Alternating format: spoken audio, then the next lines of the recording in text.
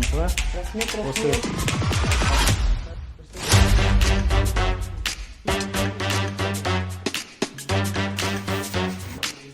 Ассалаумағалейкум, құрметті асылдарым, жақсыларым. Көкшетау қаласындағы тағы бір үйге келдік. Бұл үйдің иесі Жангелді бауырымыз.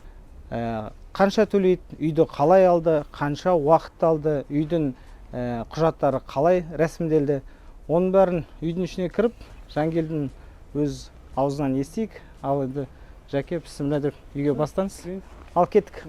Көкшетауда негізі ескілеу қала болғандықтан осындай ғимараттар көп. Бұл үйлер 90-шы жылғы, 89-шы жылы салынғанмен Астанадағы жаңа салынған үйлерден сапасы жақсы. Неге? Өйткені бұл жерде шумоизоляция, теплоизоляция әйтеуір сақталған.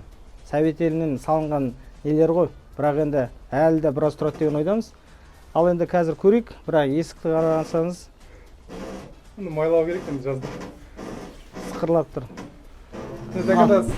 Енді үйді іздеген кезде как раз мен самое главное смотрел, чтобы подвал был сухой, чтобы коммуникации были, чтобы вот этот, видите, фундамент, чтобы был высокий. Потому что много домов смотрели. Некоторые дома вот так, в подъезд заходишь и подъезд внутрь спускаешься. Например, были. Заходишь, запах стоял. Здесь я сразу пошел, КСК, когда только искали, вот вам всегда, помните, скидывал.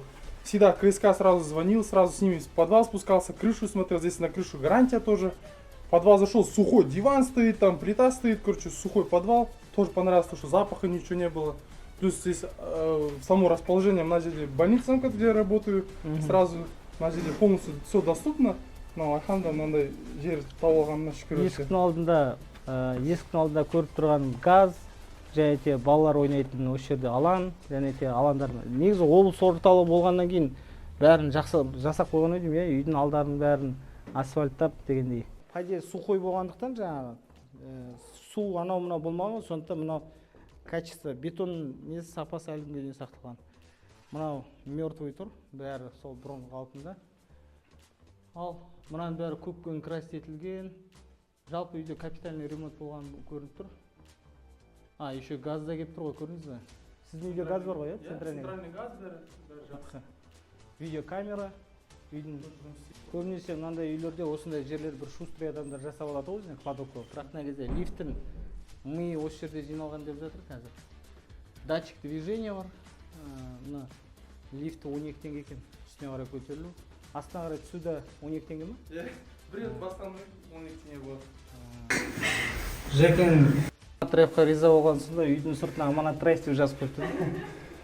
Жақсы. Бисмиллахир-рахманир-рахим. Ассалаумағалейкум.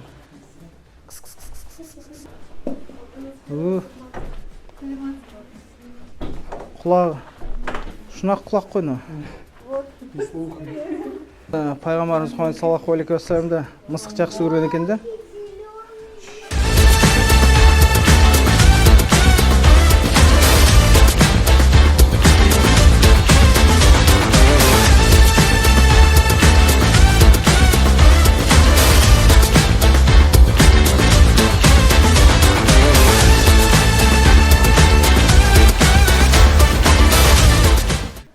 Жәкен үйіне келдік.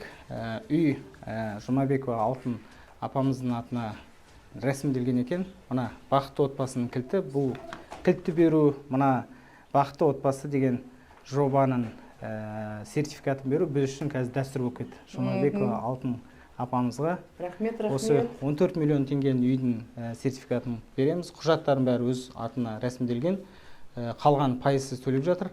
Бірақ бұл үйдің үстінде бұл кісілер өздері нотариусте ақша қосқан екен. Яғни 14 миллион Аманат Раистан алса, оның үстіне тағы да қанша қосқанын бәрін білетін боламыз.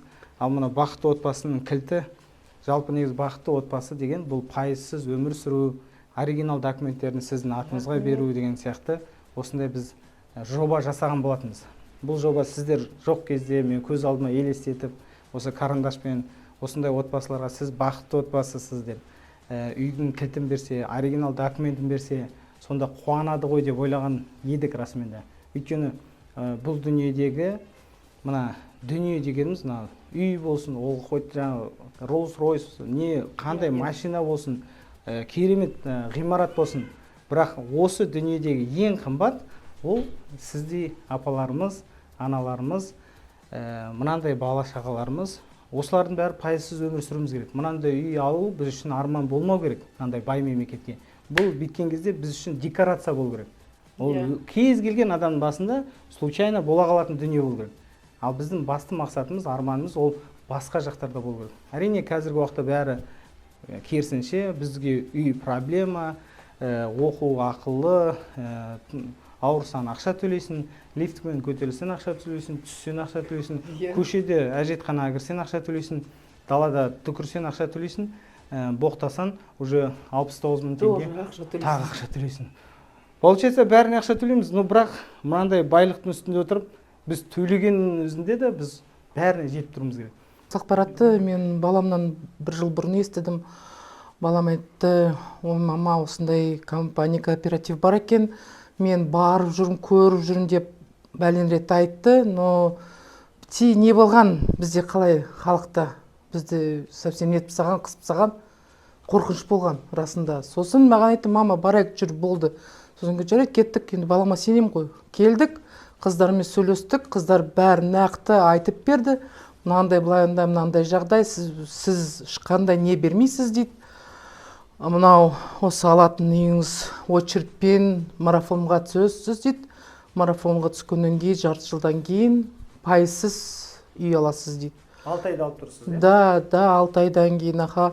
Сол пайызсыз мынау осы алғанымызға өте рахмет, өте қуаныштымын. Қуанышым, естігенде қуанышым сыймай кетті ішіме де, қай жерге кімге айтатынын білмеймін. Сол бірінші естіген балам сосын маған звондағаннан кейін ұшып келгенімді қалай білмеймін осы жаққа. Қыздарға келдім, осылай. Анау сделка болады ғой, сделкада сонда бәрін неттік, сонда нақты көрдім. Өмір сүруге болады. Бізде мынандай, біздің осы кооперативқа ештеңе керек жоқ. Расында мына кісі айтып жатқандай, Күлімбай Қайылбекұлы, біздің личная информация бізде қалады.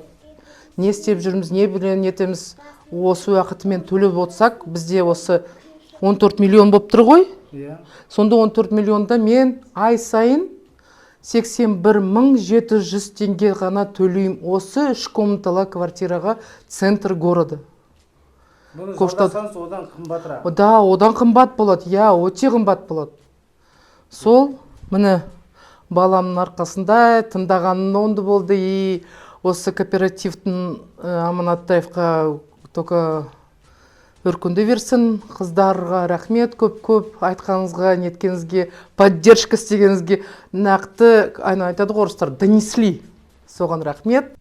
Ну, самое главное, это когда только хотел, вообще с детства, как я поступал, я в медицинский сразу поступал. Первый год не поступил, потом мама сказала, ну ничего, на следующий год поступишь. На следующий год поступил, приехал сразу в этот город, сразу влюбился в этот город. Это в 2012 году было. Закончил медицинский колледж, начал работать, потом высший поступил в Караганду, в Караганде медицинский университет закончил.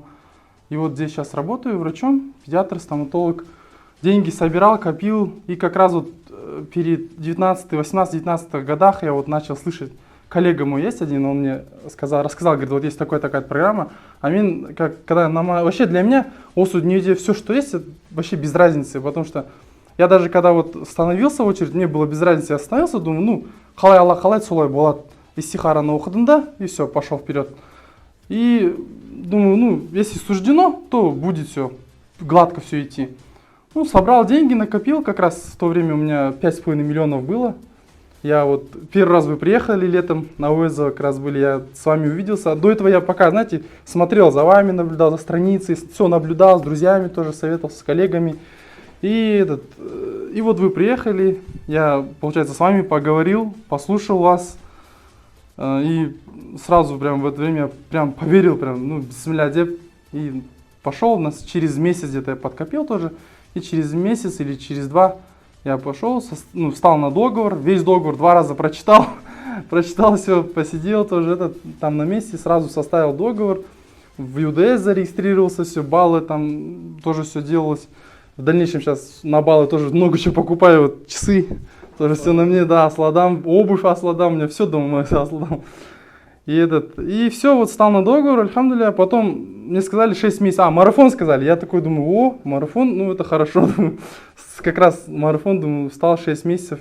Там вот единственное то, что январские события были, поэтому 7 ровно прошло месяцев, получается, не включая январских, то 6 месяцев получается, а фактически 7 месяцев прошло. И ну, мне сразу предупредили, заранее сказали, вот из-за этих январских событий, пока все приостанавливается и так далее. Я сказал, все хорошо, без проблем. Даже не как-то не переживал, ничего, просто дальше сам же работал, дальше копил деньги и думал, как будет, так будет все равно. И через 7 месяцев просто иду с работы домой, и мне Зарина сейчас звонит по WhatsApp и говорит, вот так и так, так и так, ищите квартиру. Я такой не понял, думаю, ничего себе, сразу маме позвонил, говорю, вот мама, все, вам этот старт дают, надо квартиру искать, и начал квартиру искать. Дүниедегі ең қымбат, бұл дүниедегі ең қымбат. Ол ақша емес, ол алтын да емес, ол мына үй де емес, машина да емес. Бұл дүниедегі ең қымбат осындай аналарымыз, осындай балаларымыз. Сол үшін өмір сүреміз, сол үшін жұмыс жасаймыз. Ата бабамыз да сол үшін жанын берген аналарымыз осы өмірге бізді алып келген. Сондықтан сіздер аман болыңыздар. Біздің философияны түсінген адамдар болатын болса, барлықтарыңыз бөлісіңіздер, ойланыңыздар. Біз бұл дүниеге ақша тауып кредит төлеуге келген жоқпыз. Сау болыңыздар.